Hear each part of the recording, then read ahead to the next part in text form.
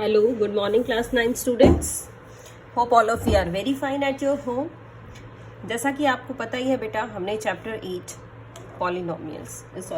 Chapter 8 quadrilateral start कर रखा है, जिसकी एक्सरसाइज 8.1 के क्वेश्चन नंबर 10 से आज हम स्टार्ट कर रहे हैं. देखिए बेटा, क्या है क्वेश्चन नंबर 10. पहले स्टेटमेंट रीड करते हैं, साथ साथ इसकी फिगर भी बनाते हैं. Let ABCD is a parallelogram. आपको क्या कहा गया है कि ABCD आपके पास एक पैरेललोग्राम. तो मैंने इस तरह से पहले इसकी एक फिगर बना ली. स्टेटमेंट के साथ साथ ही हम फिगर बनाएंगे और इसको एक्सप्लेन भी करेंगे. ABCD, it is a parallelogram and AP and CQ be two perpendiculars from the vertices A and C on the diagonal BD.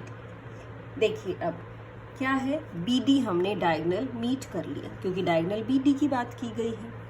अब ये कह रहा है कि AP और CQ दो परपेंडिकुलर है. एक तो परपेंडिकुलर है A पॉइंट से इसी डायगोनल के ऊपर, इसकी नेमिंग हमने क्या की है, AP. और फिर CQ यानी C पॉइंट से भी परपेंडिकुलर है बेटा इस BD डायगोनल के ऊपर ही, और ये पॉइंट आपका है Q on its diagonal BD. Now what you have to prove? You have to prove that AP is equal to CQ. एक तो हमें प्रूव करना है कि ये जो परपेंडिकुलर्स हैं ये इक्वल हैं, या फिर दो पार्ट प्रूव करवाए जा सकते हैं आपसे कि ये कहेगा कि triangle APB is congruent to triangle CQD, और फिर CPCT से आप ये प्रूव कर दें कि AP is equal to CQ. तो मेन काम हमारा बेटा ट्राइंगल्स को ही सिमिलर कॉन्ग्रुएंट प्रूव करना है, उसके बाद ही हम अपना क्वेश्चन स्टार्ट करेंगे. तो यही दो ट्राइंगल्स ले लेते हैं जो आपको ट्राइंगल्स प्रूव करने के लिए कही गई. तो इसको कैसे सॉल्व करेंगे बेटा, हमने ट्राइंगल्स ले ली.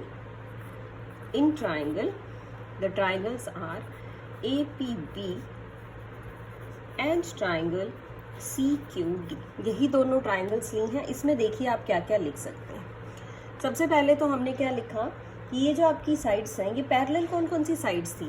AB साइड CD के पैरेलल है क्योंकि पैरेललोग्राम है. अगर AB CD के पैरेलल होगी बेटा, और BD ट्रांसवर्सल है.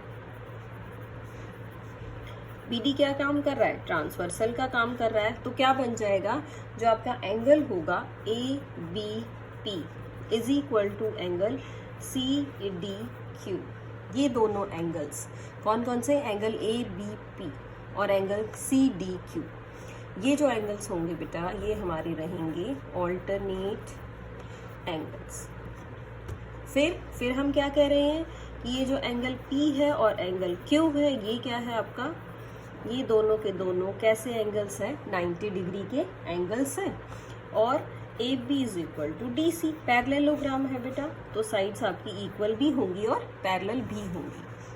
तो कौन सा क्राइटेरिया लगाया, सो बाय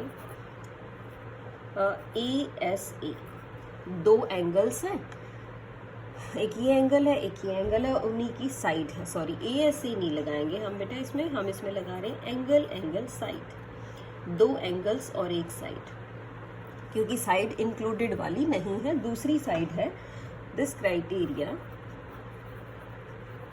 क्या हो जाएगा इस क्राइटेरिया से कि जो ट्राइंगल है APB is congruent to triangle CQD.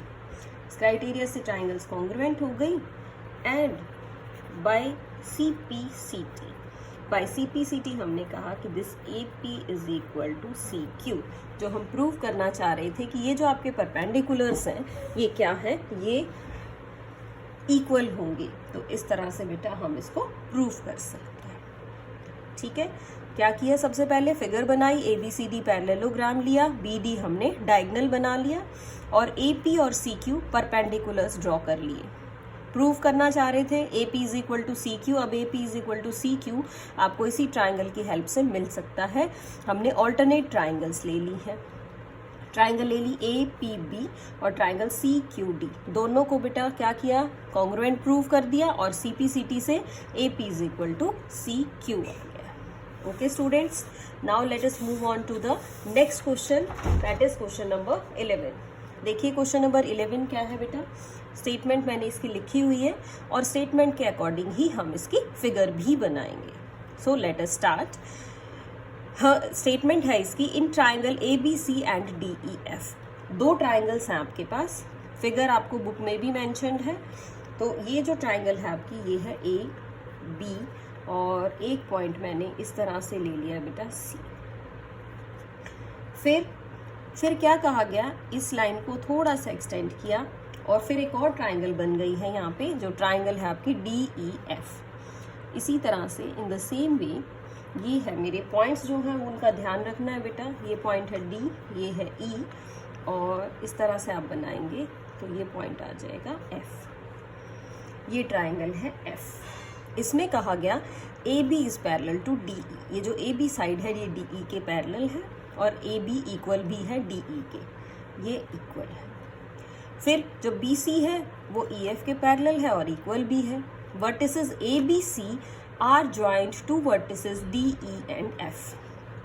किस तरह से ज्वाइन किया है बेटा, सभी वर्टिसेस को हमने ज्वाइन कर लिया। सी को ज्वाइन करेंगे एफ से, बी को हमने ज्वाइन किया है डी से, ए को सॉरी, और बी को ज्वाइन कर लिया है ई से। इस तरह से हमने ये ज्वाइन कर लिए हैं। और जो प्रूव करना है आपको वो क्या है, एक तो आप कहेंगे कि ए बी सी डी, ये क्या बन गया, ये बन गया है पैरेललोग्राम।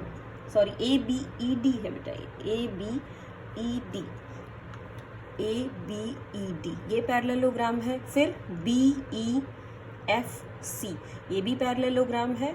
और इसके साथ साथ ये आगे के पार्ट्स भी हमें प्रूव करने। तो स्टार्ट करते हैं बेटा। सबसे पहले देखिए आप फर्स्ट पार्ट के लिए क्या करेंगे। ए बी ई डी को पैरेललोग्राम प्रूव करना है। अब हम क्या कहेंगे इसमें, सबसे पहले कि ए बी ई डी के लिए हमारे पास ए बी किसके इक्वल है, डी ई के।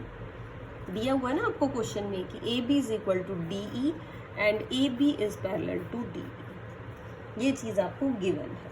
क्या लिखेंगे, इट मीन्स क्या हो गया कि one pair of opposite sides are equal and parallel.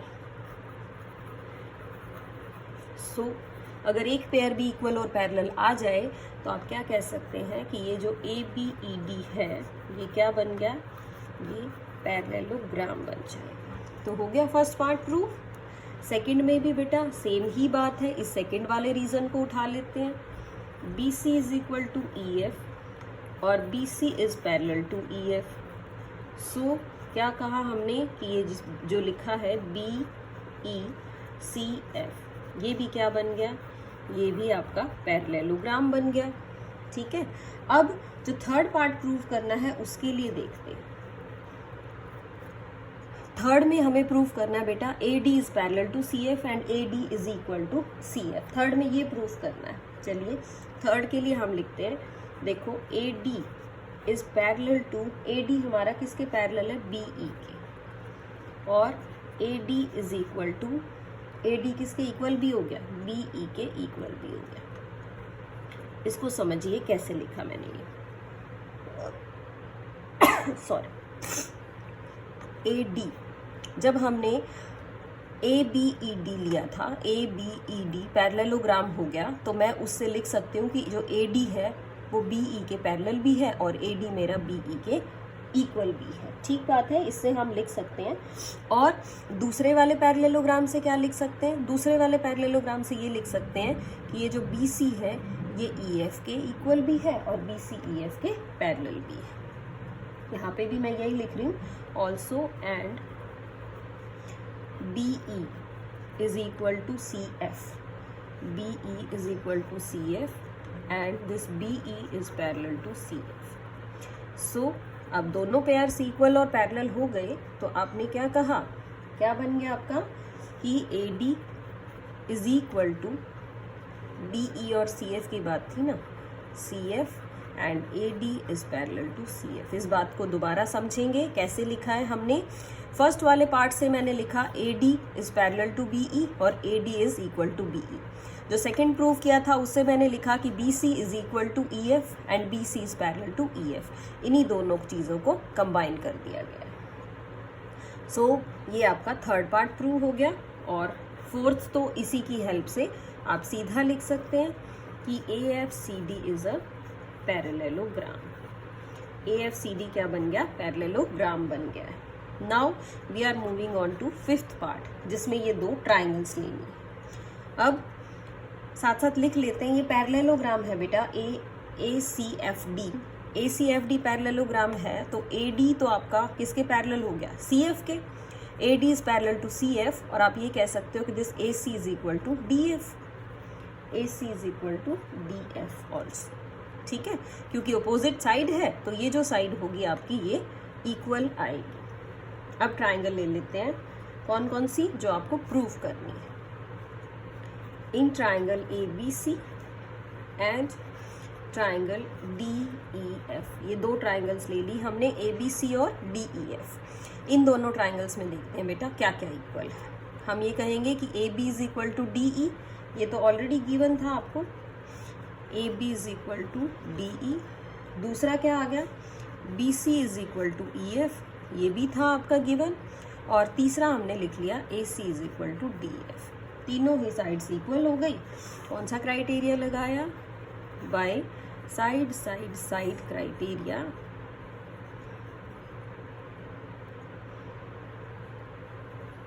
Triangle ABC is congruent to triangle DEF। ये दोनों कॉन्ग्रुएंट हो गई हैं, और यही हमें इस क्वेश्चन में प्रूव भी करना था। इंपॉर्टेंट क्वेश्चन है बेटा। पैरेललोग्राम के रिजल्ट्स हम इसके अंदर यूज कर रहे हैं। क्या रिजल्ट्स है पैरेललोग्राम के? कि अगर एक पेयर ऑफ साइड्स भी इक्वल और पैरेलल हो जाएगी तो पैरेललोग्राम बन जाएगा। फर्स्ट की बात करें तो उसमें एक पेयर ऑफ साइड इक्वल और पैरेलल दे रखी है, हमने कहा पैरेललोग्राम है। सेकेंड पार्ट भी इजीली प्रूव हो गया, एक पेयर ऑफ साइड्स इक्वल और पैरेलल दे रखी थी, पैरेललोग्राम बन गया आपका।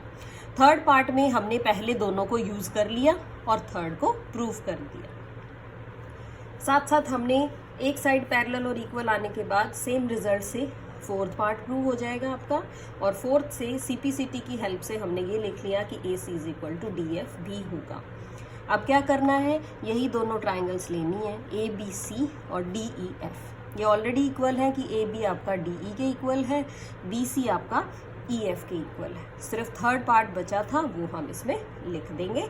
तो by SSS criteria both these triangles are congruent. Now let us move on to our next question बेटा। Next question is our question number 12। देखिए क्या स्टेटमेंट है क्वेश्चन नंबर 12 की। If ABCD is a trapezium, क्या कहा गया आपको कि ABCD ट्रेपीजियम है इन विच AB is parallel to CD and AD is equal to BC, and this you have to prove in this question। चलिए बेटा स्टार्ट करते हैं, पहले फिगर बनाते हैं। ट्रेपीजियम बना लिया हमने इस तरह से, this is our trapezium. Figure बना लेंगे A B, ये हो गया C और ये पार्ट हो गया आपका D।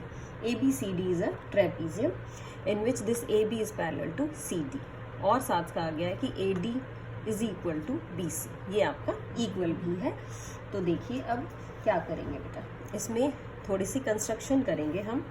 AD के ही पैरेलल एक लाइन ड्रॉ कर लेते हैं, इसी तरह से जैसे आपको ये पैरेलल लाइन जो दिखाई दे रही है, इसी तरह से एक पैरेलल लाइन हम इसकी ड्रॉ कर लेते हैं ताकि ये पैरेललोग्राम बन जाए। पॉइंट का नेम हमने E रख दिया। तो इसमें सबसे पहले हम कंस्ट्रक्शन ही लिख लेते हैं।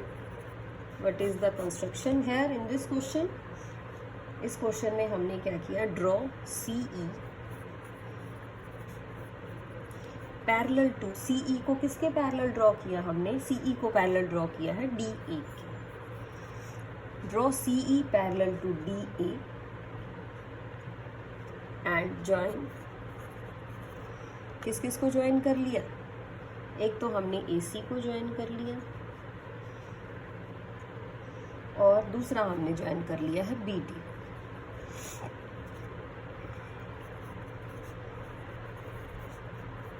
ये दोनों हमारी कंस्ट्रक्शन हो गई। चलिए अब प्रूफ स्टार्ट करते हैं। अब हमने ये पैरेलल लाइन ड्रॉ कर दी, की भी इसी तरह से है कि ये कैसी होगी, पैरेलल होगी। अब हम ये कह रहे हैं साथ साथ बेटा, क्या कह रहे हैं कि सिंस ए बी आपका किसके पैरेलल है? ए बी तो हमारा डी सी के पैरेलल है, और ए डी पैरेलल हो गया सी ई के, ये भी लिखा हमने, और डी ए पैरेलल हो गया सी बी के, D A parallel to C ई, दो साइड्स पैरेलल हो गई तो पैरेललोग्राम बन गया आपका ए ई सी डी। ए ई सी डी ये क्या हो गया? पैरेललोग्राम हो गया। और अगर पैरेललोग्राम बन गया तो हम ये कह सकते हैं कि जो ए डी है वो किसके इक्वल हो गई? सी ई के, लेकिन सी ई के इक्वल आ जाएगी। चलिए ठीक है, बट ए डी किसके इक्वल दे रखी है क्वेश्चन में? A D is equal to B C. ये भी आपको दिया हुआ है कि ये जो ए डी है वो बी सी के इक्वल है। इसका मतलब ये हो गया कि जो बी सी है वही आपका सी ई बी है, यानी ये साइड भी इक्वल हो गई। इक्वल हो गई तो बेटा ये जो दो एंगल्स हैं ये भी क्या बन जाएंगे? हमारे इक्वल एंगल्स बन जाएंगे। नेमिंग कर लेते हैं। So in triangle B C E angle 1 is equal to angle 2। क्यों? Because B C is equal to C E. आपको पता है आइसोसेलेस ट्राइंगल बन गई है, और आइसोसेलेस ट्राइंगल की अगर दो साइड्स अपोजिट इक्वल हैं तो अपोजिट एंगल्स भी क्या होंगे? इक्वल ही होंगे। अब आप क्या लिखेंगे? अब हम साथ साथ ये लिखेंगे कि जो हमारा एंगल बी है इसको हम नेमिंग कर लेते हैं नंबर 3। एंगल ए तो आपका सेम है इसीलिए उसकी नेमिंग की ज़रूरत नहीं है। ऑल्सो आप क्या कह सकते हैं? Angle A plus angle 3 180 degree. Angle A और एंगल 3 क्या होगा? 180 डिग्री। या फिर आप एंगल 3 को कह सकते हैं कि 180 माइनस एंगल ए। और अब एंगल ए को लिखना चाहें तो आप 180 माइनस 2 लिख पाएंगे। क्या लिख पाएंगे? 180 माइनस 2। किस तरह से लिख पाएंगे? इसको लिख लीजिए आप,